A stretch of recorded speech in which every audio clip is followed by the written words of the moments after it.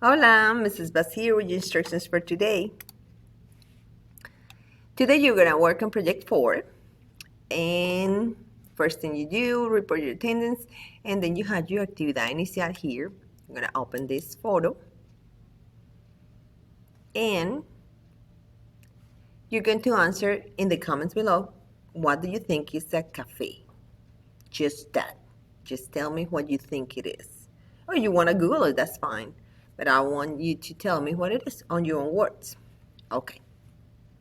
That is your warm-up. Your project is here. The description for your project is here. I think it's pretty clear.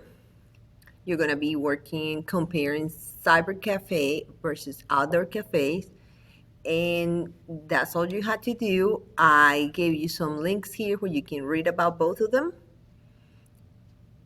and follow the directions. I'm not gonna give you more instructions because the instructions are there, and I'll be connected during class, so if you have questions, you can ask me. I'll see you during class. Adios.